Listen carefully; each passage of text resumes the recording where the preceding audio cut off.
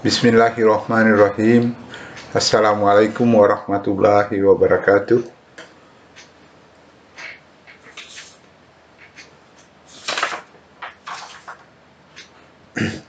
Alhamdulillah, semoga Ananda para pembelajar cerdas tetap dalam kondisi sehat walafiat sehingga kita bisa belajar bersama dengan baik.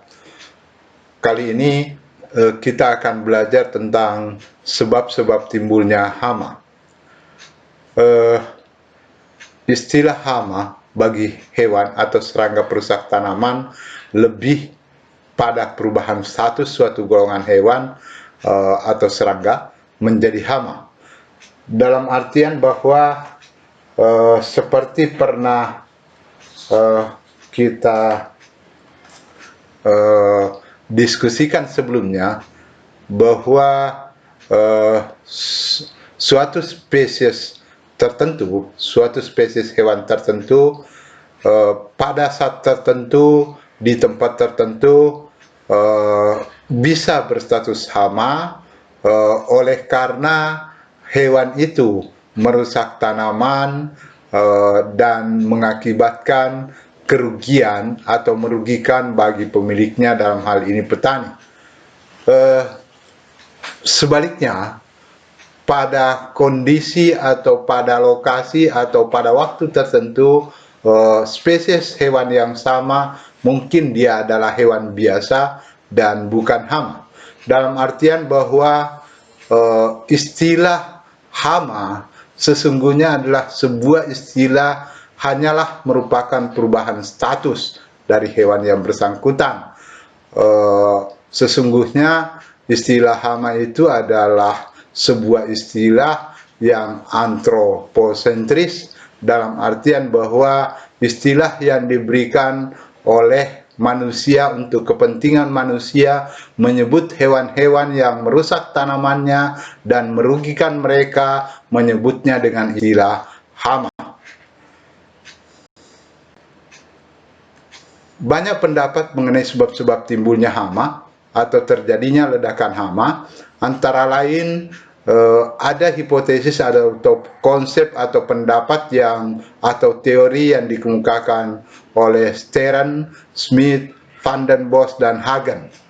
1, 2, 3. Tiga ahli ini di tahun 1959 menyebutkan 3 konsep yang menjadi penyebab timbulnya hama, penyebab berubahnya suatu jenis hewan dari hewan biasa menjadi hama. Nah, sedangkan selanjutnya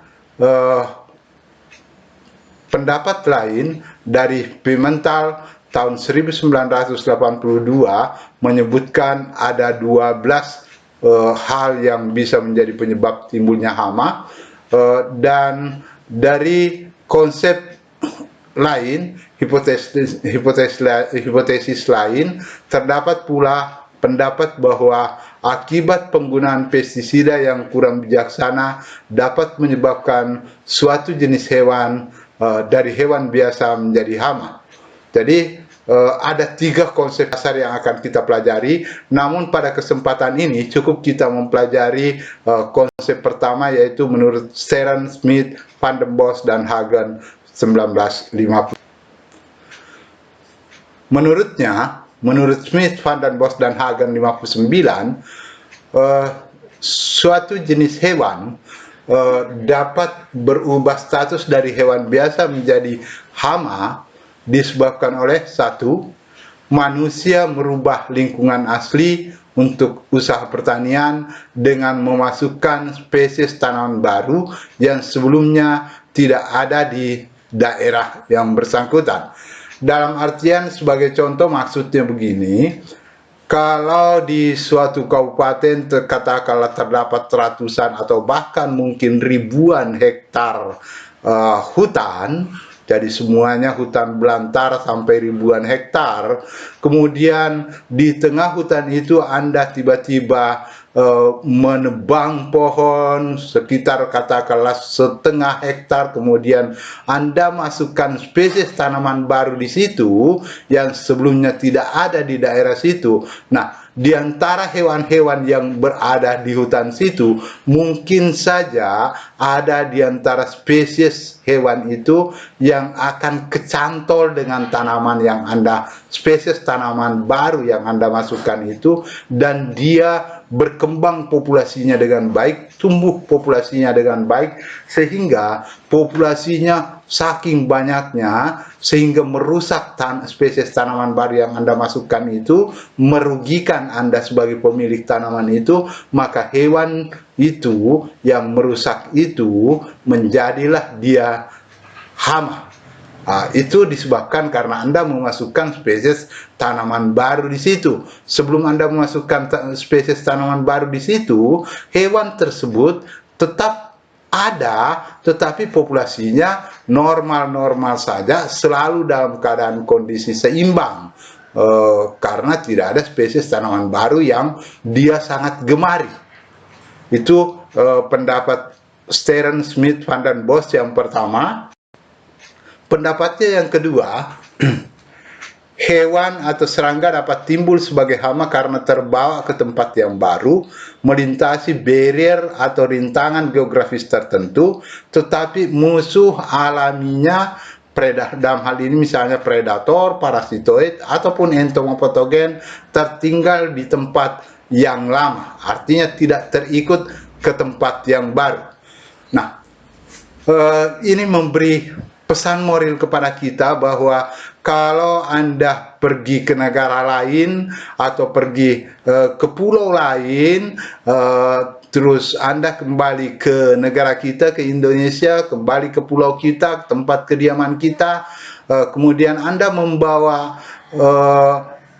tanaman tertentu, di mana pada tanaman itu mungkin terdapat beberapa ekor serangga, yang serangga itu pada tempat asalnya dia tidaklah menjadi hama. Populasinya tidak pernah terlalu tinggi, tidak meresahkan, tidak menjadi hama, tidak merugikan secara ekonomi, karena di tempat yang lama tersedia predator, parasitoid, ataupun entomopatogen yang senantiasa menekan populasinya. Sedangkan ketika Anda bawa masuk ke tempat yang baru, predator, parasitoid tersebut tidak ikut. Nah, di tempat yang baru, populasinya bisa saja meningkat dengan tinggi dan menyebabkan dia menjadi hama. Pesan moralnya adalah bahwa hati-hatilah membawa sesuatu yang berupa tanaman yang mungkin terdapat hama. Mungkin Anda tidak melihatnya dengan jelas, tapi ada telur-telur serangga, telur-telur hama pada tanaman-tanaman yang Anda bawa, yang mungkin saja predator, parasitoid, dan entomopatogennya ke tempat Anda membawa tanaman itu, ke tempat Anda membawa serangga yang terikut pada tanaman Anda, itu tidak ada, dan predator parasitoidnya tidak bisa melintasi batas atau rintangan atau barrier geografis yang Anda sudah lewati dengan naik pesawat misalnya. Itu contoh, itu konsep yang kedua. Jadi terbawa ke tempat yang baru, melintasi barrier atau rintangan geografis tertentu, tetapi musuh alaminya, predator parasitoidnya tertinggal di tempat yang lama. Kemudian sebab timbulnya hama masih tetap menurut Stearns, Smith, dan Van den Bos, Hagen tahun 1959,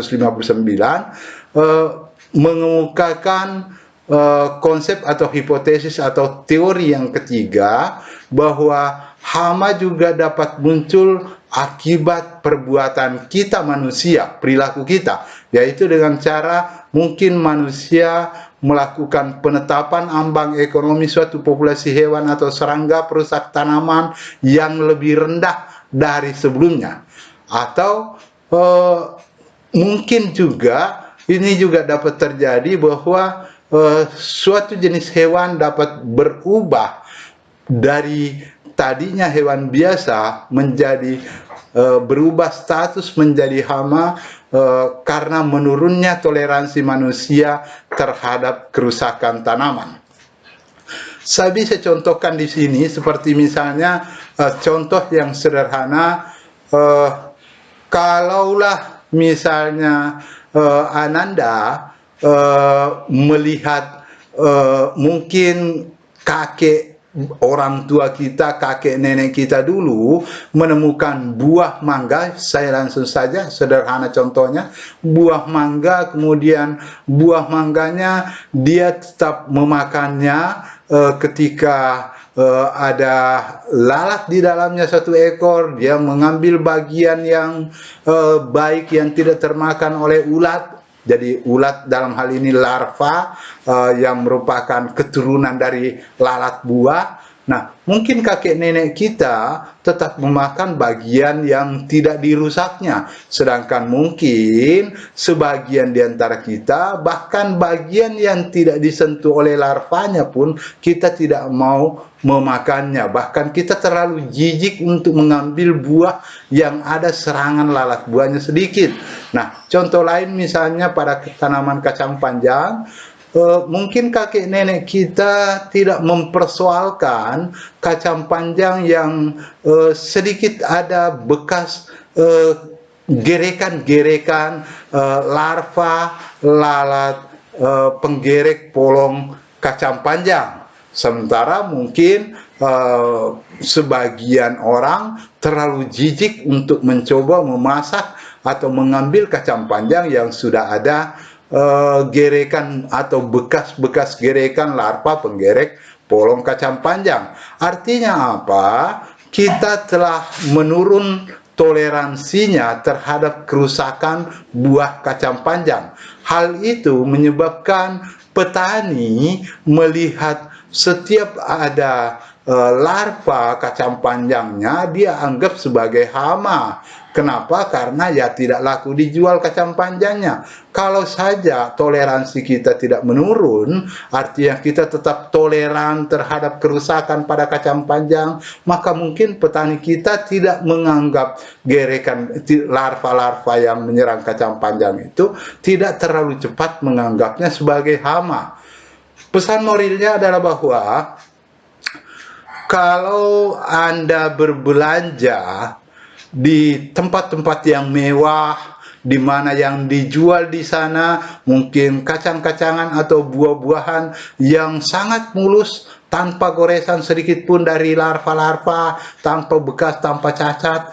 Nah, ketika Anda membiasakan begitu, maka otomatis para petani supaya produk pertaniannya bisa laku, para petani akan berusaha supaya ketika menemukan larva, melihat adanya serangan larva pada buah atau sayurnya, dia akan berusaha menganggap itu sebagai hama, larva atau ulat pada sayurnya, buahnya terlalu cepat menganggapnya sebagai hama, sehingga dia akan melakukan pengendalian. Pesan moralnya lebih lanjutnya adalah bahwa dengan menurunkan toleransi Anda, dengan Anda tidak mentoleransi lagi kerusakan pada tanaman, itu memaksa petani untuk membeli yang ujung-ujungnya namanya pestisida, sehingga buah dan sayuran yang kita makan cenderung akan tercemar dengan pestisida. Pesan moral lebih lanjutnya adalah bahwa cobalah mari kita untuk tetap toleran terhadap kerusakan-kerusakan tanaman yang toh tidak menurunkan nilai gizinya, tidak menghilangkan bagian yang akan kita makan, toh bagian yang dia rusak masih bisa kita hanya buang sedikit atau sebagian kecil saja, dan yang lainnya tetap kita bisa masuk, tetap kita bisa masak, tetap kita bisa makan. Perlu diingat bahwa sesungguhnya serangga, dalam hal ini serangga yang dominan berperan sebagai hama, yang di antara semua jenis hama maka paling banyak adalah serangga. Sesungguhnya insekta itu adalah sepupu satu kali dari udang. Dan serangga yang berada di dalam buah sesungguhnya itu sangatlah bersih, dia tidak pernah bersentuhan dengan najis, dia tidak pernah meminum kotoran-kotoran, tidak pernah hinggap pada kotoran. Dia dari sejak telur sampai menetas, sampai menjadi larva, sampai menjadi pupa, berada di dalam tempat yang suci, di dalam buah yang terlindungi. Pesan terakhir saya adalah bahwa mari kita menjaga toleransi kita, jangan kita terlalu cepat jijik, apalagi menunjukkannya di depan umum, terlalu jijik terhadap buah dan sayur yang sedikit ada kerusakan oleh hewan-hewan tertentu, terutama oleh larva, serangga-serangga, oleh ulat, sehingga kita bisa juga selain menolong petani, juga kita bisa mengurangi atau bisa kita memakan sayur dan buah yang jarang atau kurang atau bahkan tidak terpapar atau tidak terkena dengan pestisida. Semoga ada manfaatnya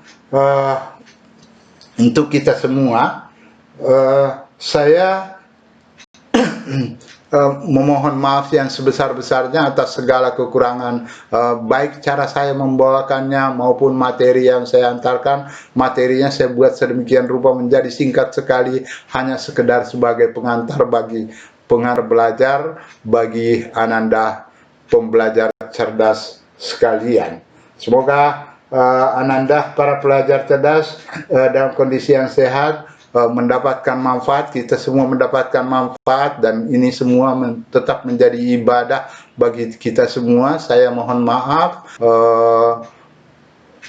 Mari melakukan kebaikan-kebaikan, semoga ini mendapat ridha Allah, mendapat pahala, menjadi ibadah bagi kita semua. Fastabiqul khairat. Terima kasih. Assalamualaikum warahmatullahi wabarakatuh.